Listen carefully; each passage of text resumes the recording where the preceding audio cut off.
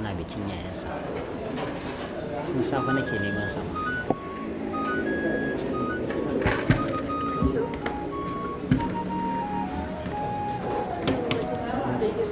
Ai bauta ne ai dole bauta ga mata. San ai kullum ni nakan zama bawan mata. Kai Hafsa ta nayi da dama ko abinci za ta ci kar ta ci da hannunta. Ga thank you. Sai an zama ki.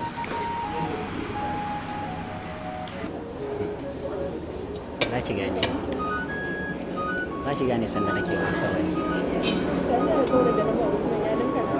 Menene shi ɗin? Kamar me?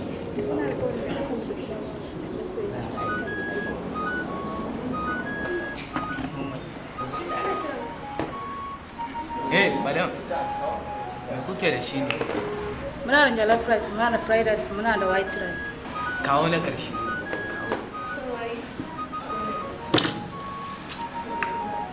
Yauwa, yau kuma ɗin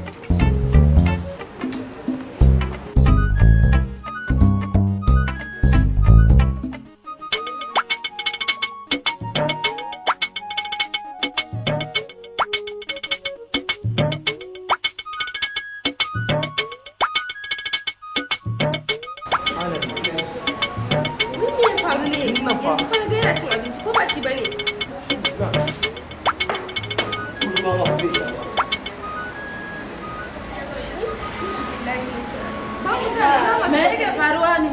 Wallahi kuma ko yanzu mun ga fadi ne. Already da mutum me ya faru ba. Kuma gashi na bai biya muku don ba. Kike ma magana kina ganin mutum ya fadi yar uwa? tun ya ci abinci a gurin kina magana. Ha ne me nake ji ne? Wallahi gashi na ya gama cin abinci sai ya fadi ya suma. Ya suma. Eh. To bari in kirawo Kalu a waya yanzu ya dau mota ya kai shi asibiti. Okay. Hello Kalu. Zo ka kai shi. Inna lillahi wa inna ilaihi. Da Allah yi sauri ka zo wani ne wa dan mana a cikin gumu. Ba ka gani ne? Hanaji manaja wannan ba wani abu bane.